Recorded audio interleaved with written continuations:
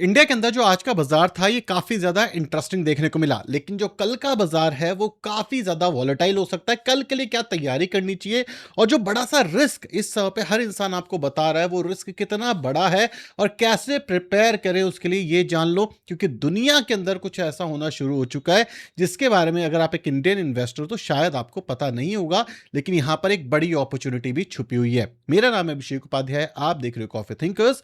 शुरू करते हैं वीडियो। सबसे पहले शुरुआत करते हैं ब्रेंट क्रूड से। जो ब्रेंट क्रूड अभी कुछ टाइम पहले, एक दो दिन पहले $83 पर बैरल तक चला गया था, वापस से $90 पर बैरल पर ये आ गया है। यूएस और सऊदी अरब ने मिलकर के इराक के ऊपर हमला करा है, जहां पर ईरान बैक कहीं ना कहीं प्रॉक्सी प्ले हो रहा था। मतलब इराक के अंदर भी ईरान के कुछ बंदे हैं, मिलिटेंट्स हैं, जो क्या करते हैं ईरान की वजह से हमला करते हैं कहीं और, जैसे कि हमने यमन पे देखा था। लेकिन अभी तक क्या हो रहा था, अभी तक सिर्फ यूएस वॉर कर रहा था, लेकिन सऊदी अरब हो गए, कुवैत हो गए, ये सारी कंट्रीज इन्वॉल्व नहीं हो रही थी। इनकी जमीन हो रही थी लेकिन ये डायरेक्टली इन्वॉल्व नहीं हो रही थी।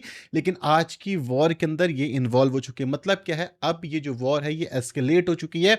इसी वजह से ये जो ब्रेंट क्रूड है ये आज बढ़ता हुआ दिखा, ये एक बड़ा चिंता का विषय बन गया है आज की डेट में स्ट्रेट ऑफ हॉर्मुज को लेकर के। लेकिन सिर्फ और सिर्फ यही नहीं है, क्योंकि अगर ये भी होता तो हमें समझ आ जाता कि भाई ठीक है, वापस से $100 तक जाएगा, वापस से इंडियन बाजार के अंदर थोड़ा बहुत करेक्शन देखने को मिल जाएगा, लेकिन फिर भी चीजें थोड़ी सी सेटल डाउन हो जाएंगी। ये वॉर कहां तक एस्केलेट करेगी, हमने ऑल टाइम हाई देख लिया है, लेकिन ये एक छोटा सा हिस्सा है जिस वजह से मोस्ट प्रॉब्ली जो कल का बाजार है ये थोड़ा सा गिरते हुए दिखे। दूसरी चीज, आज 11 बजे रात के आसपास फेड की मीटिंग है और उसके कुछ टाइम के बाद फेड अनाउंस कर देगा कि भाई वो इंटरेस्ट रेट हाई कर रहा है, लो कर रहा है। अगर वो कट नहीं करता, हाई करता, तो भी इससे नेगेटिव इंपैक्ट आ सकता है इंडियन बाजार के अंदर। मतलब जो इन्फ्लेशन के नंबर आए हैं उसको लेकर के फेड, मतलब जो यूएस का सेंट्रल बैंक है, वो थोड़ा सा चिंतित है। ये एक बहुत इंपॉर्टेंट चीज है कि वहां पर क्या होता है, क्योंकि अगर वहां पे इंटरेस्ट रेट हाई किया गया या फिर इंटरेस्ट रेट कट किया गया तो इससे पता चलेगा कि आईएनआर की क्या हाल होता है। अगर वहां पे इंटरेस्ट रेट हाई किया गया तो इस सिचुएशन के अंदर आईएनआर फॉल होगा और इंडिया में भी इंटरेस्ट रेट हाई होना शुरू हो जाएगा, जिस वजह से जो इंडिया का इस पे कोर पिलर बन के निकल के आया है, जैसे कि एनर्जी हो गया, इंफ्रास्ट्रक्चर हो गया, बैंकिंग हो गया, इन तीनों के तीनों सेक्टर के ऊपर बड़ा झटका लगते हुए दिख सकता है। तो आज ये दो चीजों के ऊपर नजरें होनी चाहिए। अभी ये कैसे आगे बढ़ता है इसके ऊपर एक बड़ी खबर रहने वाली है। लेकिन इन सब से ज्यादा इंपॉर्टेंट, अगर आप देखोगे कॉस्पी इंडेक्स, मतलब जो साउथ कोरिया का इंडेक्स है, वो आज की डेट में 5% गिर गया और लास्ट 5 दिनों के अंदर ये 18% से ज्यादा गिर चुका है।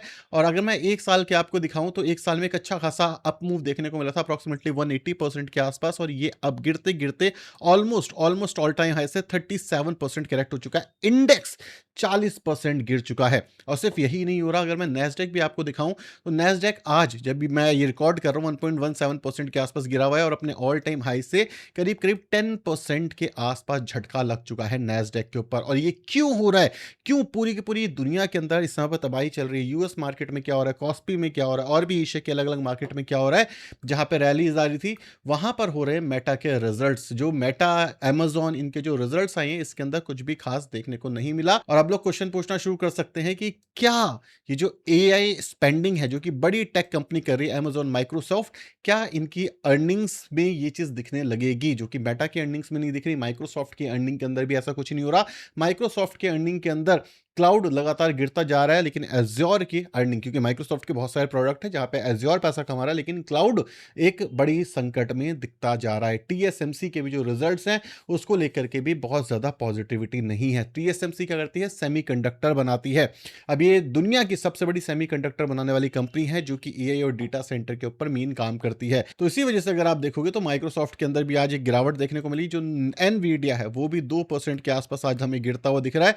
लास्ट एक साल के अंदर अगर मैं देखूं तो अभी की डेट में करीब की ऑल टाइम हाई से 18% के आसपास डाउन हमें ऑलरेडी देखने को मिल रहा है। तो यहां पर बेसिकली क्या हो रहा है इसको समझने की कोशिश करो, और कैसे ये सारी चीजें प्ले आउट होंगी और कैसे इसका इंपैक्ट इंडियन स्टॉक मार्केट पे आएगा ये समझने की कोशिश करते हैं, क्योंकि ये सबसे इंपॉर्टेंट चीज है। अदर देन दैट कोई फर्क नहीं पड़ता इंडिया में क्या हो रहा है। सबसे पहले कुछ इंपॉर्टेंट फैक्टर समझने की कोशिश करो।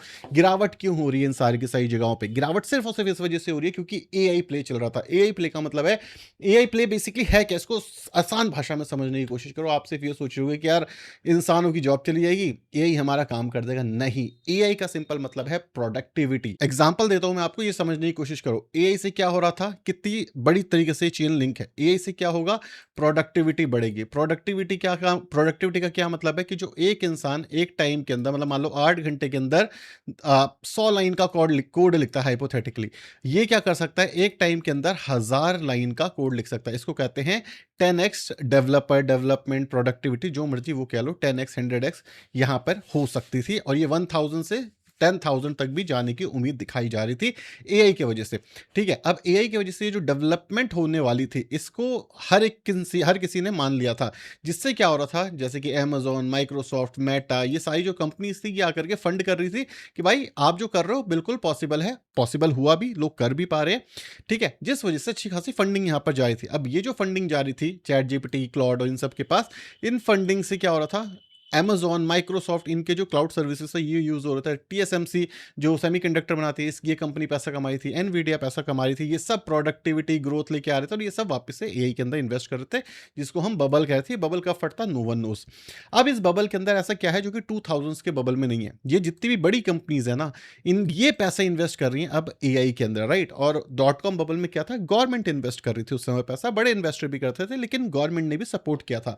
अब अगर ये एआई बबल के अंदर, मान लो ये बबल फटेगा कब, अब जब ये क्वेश्चन उठना शुरू हुआ इन बड़ी कंपनीज के ऊपर कि भाई साहब आपके रिजल्ट्स में तो कुछ दिख नहीं रहा, आप स्पेंड करे जा रहे हो, तो ये अगर हाथ पीछे खींच लेती हैं तो एआई की डेवलपमेंट स्लो हो सकती है यूएस के अंदर, जिससे ये जो बबल है ये फटने की उम्मीद दिखाई जा रही है। इसलिए अगर आप देखोगे क्लॉड हो गया, चैट जीपीटी, इसका ओपन एआई जिसका चैट जीपीटी है, वो अपना आईपीओ लाने की कोशिश कर रहा है, ताकि आईपीओ आए, फंडिंग डायरेक्टली आप लोगों से उठाई जा सके। सो जो एआई बबल है, ये सिर्फ प्रोडक्टिविटी और इसका प्रोडक्टिविटी और इन्वेस्टमेंट का ही नहीं था। एआई से क्या होने वाला था, एआई से जो ग्रोथ है वो ज्यादा होगी। मतलब जो रिसर्च, जो साइंटिस्ट रिसर्च करते हैं, केमिकल मिलाते हैं, 100 बार मिलाते हैं, 1000 बार मिलाते हैं, लाख बार मिलाते हैं, तो एक सक्सेस फॉर्मूला मिलता है। ये सेम काम एआई कर पा रहा था बहुत ही कम बजट के अंदर। ठीक है, ये चीज पॉसिबल हो रही थी, लेकिन लेकिन प्रॉब्लम क्या हो रही है, दो तरीके के बिजनेसेस होते हैं। ठीक है, दो तरीके के बिजनेसेस होते हैं। अब ये समझ लेना तो गेम आपका चेंज हो जाएगा। अब सपोज करो ये एक रैंडम कंपनी है हमारी, जैसे कि XYZ एक रैंडम कंपनी है। डॉट कॉम बबल का बताता हूं तो एआई बबल आप समझ पाओगे।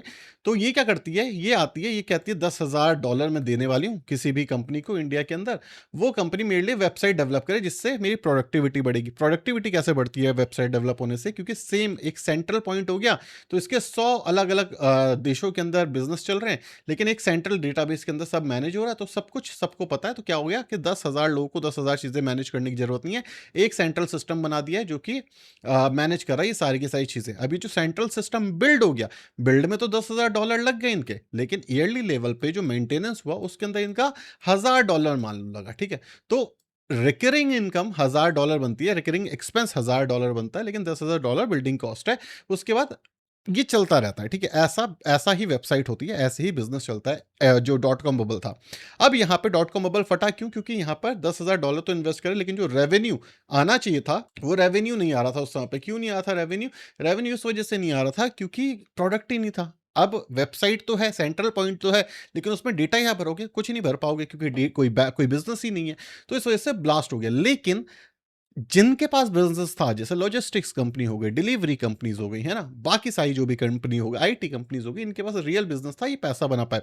वेबसाइट से पैसा नहीं बना, सेंट्रल होने की वजह से प्रोडक्टिविटी बढ़ी, इस वजह से पैसा बना। मतलब पैसा बन रहा है तो वो इंडस्ट्री ग्रो करेगी, पैसा नहीं बन रहा तो वो सस्टेन नहीं कर पाएगी। ठीक है, इससे हमें क्या समझ आया, one time investment, one time expense लगा, पैसा बन गया। एआई के साथ क्या दिक्कत हो रही है, मान लो आज एंथ्रोपिक आता है, ठीक है, मान लो क्लॉड आता है, यहाँ पे क्लॉड आता है और कहता है कि भाई मैंने एक एआई मॉडल बना दिया। अब उस एआई मॉडल बनाने के लिए उन्हें क्या करना है, उनके पास उन्होंने सेट ऑफ जीपीयूज बना लिए, सेट ऑफ डेटा सेंटर्स बना लिए, सेट ऑफ कोड लिख दिया, जिससे ये वाला चल गया। ठीक है, अब ये चल गया, अब वो कहते हैं कि मुझे ना अब इसको अपग्रेड करना है। तो अब जब अपग्रेड करना है तो सेम इंफ्रास्ट्रक्चर पे आप अपग्रेड नहीं कर सकते, क्योंकि अब जो आप नया एआई बनाओगे, ठीक है, नया यहां पर इन्वेंशन करोगे, उसके अंदर जो डेटा सेंटर है वो आपको नया चाहिए होगा, क्योंकि अपग्रेड हो जाएगा। तो पहली चीज, अपग्रेडिंग कॉस्ट बहुत ज्यादा है, समय पे बहुत तेजी से नई नई चिप्स आ रही जो कि और फास्ट कर रही एआई को। दूसरी चीज, यहाँ पर क्या हो रहा था कि आपने एक बार सेटअप कर दिया ना, तो इतनी ज़्यादा डिमांड नहीं थी। मतलब आप चाहे एक क्वेरी लिखो, चाहे आप 10 बार हिट करो, सेम वेबसाइट को क्या होता था, बैंडविड्थ बढ़ानी पड़ती थी। क्या उससे उसमें भी लिमिटेड कॉस्ट होती थी। लेकिन एआई के साथ क्या प्रॉब्लम है, आप जितनी बार एआई के अंदर प्रॉम्प्ट लिखते हो, ये प्रॉम्प्ट एक एक्सपेंस की तरह काम करता है। मतलब क्या है कि यहाँ पर आपको कोई पैसा नहीं देना वेबसाइट यूज़ करने का, कस्टमर कोई पैसा नहीं दे रहा। यहाँ पर कस्टमर को भी पैसा देना है, और जो कस्टमर पैसा दे रहा है, क्या रुपये के फॉर्म में दे रहा है? नहीं, टोकन की फॉर्म में दे रहा है। अब जो टोकन है, ये बहुत ज़्यादा एक्सपेंसिव है। और अभी ऑब्वियसली, मतलब अगर मान लो इस पूरी पूरी दुनिया में 1000 लोग हैं, तो हार्डली 10-15 लोग हैं जो कि एफिशिएंटली इस चीज़ को यूज़ कर पा रहे हैं, ठीक है? इसी के साथ साथ एनवायरमेंटल लॉस भी हो रहा है, पानी की दिक्कत हो रही है, एयर में इश्यूज आ रहे हैं, पॉल्यूशन बहुत ज़्यादा बढ़ रहा है। तो क्या हो रहा है, जो बिजनेस रिकरिंग कॉस्ट पे नहीं चलता, मतलब एक बार बिजनेस बिल्ड कर दिया, एक सॉफ्टवेयर बना दिया, उसको बार बार बहुत पैसा नहीं लगाना पड़ रहा, ये सस्टेनेबल है। लेकिन एआई जिसके अंदर आपने पैसा एक बार लगा दिया, लेकिन उसके बाद भी अपग्रेड करना है या क्वेरी हिट हो रही है, तो यहां पर एक्सपेंस बढ़ रहा है, ठीक है? ये वन टाइम कॉस्ट नहीं है, हर क्वेरी की कॉस्ट है यहाँ पर। तो ये बिजनेस मॉडल सस्टेन करना मुश्किल है, और बहुत ही कम लोग हैं इस दुनिया के अंदर जो कि पेड मॉडल यूज कर रहे हैं। मतलब खरबों में से हार्डली 2-4-5% लोग हैं जो कि पेड मॉडल कर रहे हैं।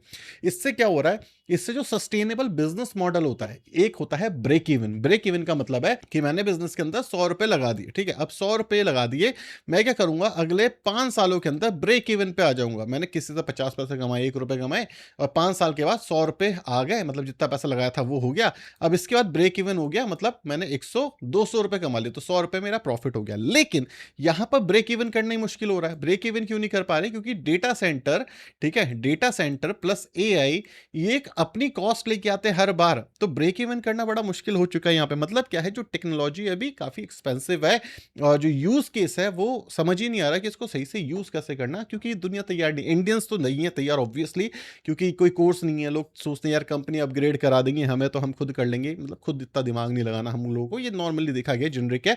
इंडिया का डेटा सेंटर के अंदर, एआई के अंदर इतना बड़ा रोल नहीं है। अब जब ये सारी चीजें सामने आई हैं, तो अब लोगों का क्वेश्चन ये आ गया कि ठीक है, हमने लास्ट 5 साल पैसा तो लगाया, अब कंपनियां प्रॉफिट कब कमाएंगी? तो प्रॉफिट कमाने में दिक्कत हो रही है, इसलिए ये बहुत बड़ा जो ब्लंडर हुआ है ये हो गया। लेकिन क्या ये बहुत बड़ा क्रैश है? मेरे से पूछो अगर आप, मैं बताऊं आपको। देखो, अमेजोन हो गया, ठीक है, माइक्रोसॉफ्ट हो गया, सेमीकंडक्टर के लिए टीएसएमसी होगी हमारी, ठीक है, ये जो बड़ी कंपनीज है, इनके पास ऑलरेडी प्रोडक्ट है जिसके अंदर ये एआई घुसा रहे हैं। और यही कंपनीज है जो कि इन्वेस्ट भी काफी ज्यादा कर रही है। तो इनका तो बिजनेस मॉडल प्रूवन है, ये तो कमा पा रही है। लेकिन चैट जीपीटी, जिसको हम ओपन एआई कहते हैं, क्लॉड, ये पैसा आज भी नहीं कमा पा रही। शायद वो पैसा कमा भी ना पाए, आने वाले टाइम पे काफी मुश्किल होगा उनके लिए। लेकिन ये कंपनियां इन्वेस्ट कर रही हैं बहुत सारा पैसा, ठीक है? जैसे यहां पर भी देखोगे ना, बिग टेक कंपनियां ये इन्वेस्ट कर रही हैं, इसलिए इन पे बड़ी भारी दिक्कत आ चुकी है कि भाई तुम पैसा तो डाल रहे हो, लेकिन रिजल्ट कहां है? इसीलिए ये कंपनियां इस समय पे फंसी हुई हैं। अगर आपको लग रहा है कि क्रैश आएगा, हाइपोथेटिकल मान लेते हैं, एआई बबल के अंदर, ठीक है, क्रैश आ जाता है, तो कौन मरेगा? ओपन एआई मरेगी। यहाँ पर क्लाउड और बाकी जो कंपनीज है वो नहीं मरने वाली। हाँ, वो क्रैश कर जाएंगी 20-30-40%, लेकिन रिकवर कर जाएंगी, क्योंकि एआई प्रोडक्ट का पार्ट है, एआई ही प्रोडक्ट नहीं है, ठीक है? तो ये चीज पॉसिबली होता हुआ दिख सकता है। अदर देन दैट, अब एक बहुत बड़ी थ्योरी, अब ये जो भी चल रहा है ये थ्योरी के बेसिस के ऊपर ही चल रहा है। अब बेसिकली इसका इंपैक्ट क्या होगा इंडिया के ऊपर, ये समझते हैं। देखो, अमेजॉन, माइक्रोसॉफ्ट, गूगल, बहुत सारा पैसा, $57 बिलियन बिल्ड कर रही हैं एआई इंफ्रास्ट्रक्चर में, डाल रही है इंडिया के अंदर। अब ये क्यों डाल रही हैं? ये इसलिए डाल रही हैं, जैसे कल भी मैंने बताया था आपको, शॉर्ट में बताता हूँ, कि जो यूएसए के लोग हैं वो कह रहे हैं हमारा पानी गंदा हो रहा है, पानी की कमी हो रही है, एयर पोल्यूशन हो रहा है, डेटा सेंटर जब आप बनाते हो बहुत सारी आवाज आती है, हम नहीं बनाने देंगे यहाँ पे। तो इन्होंने क्या बोला कि चलो, हमारे पास तो रूल हैं, ऐसे देश चलते हैं जहाँ पे रूल नहीं है, इंडिया जैसे कोई रूल नहीं है इसके, इससे रिलेटेड। इनके में पानी की कमी आएगी, पॉल्यूशन की कमी आएगी, कोई दिक्कत नहीं, क्या ही फर्क पड़ जाएगा। अब इतना सारा पैसा ये इंडिया इसलिए डाल रहे हैं, जिससे नेक्स्ट लेग ऑफ इंडिया की ग्रोथ हम लोग डिस्कस कर रहे थे, क्योंकि इन्हें लगता है एआई प्रॉफिटेबल। अगर एआई प्रॉफिटेबल नहीं हुआ, क्रैश आ गया, मान लो बबल क्रैश आ गया, तो इससे क्या होगा? इससे ये जो पैसा इंडिया आने वाला है, ठीक है, इसकी प्रोबेबिलिटी कम हो जाएगी। हो सकता है एकदम से ना, धीरे धीरे करके इंफ्रास्ट्रक्चर तो बनेगा, धीरे धीरे करके है।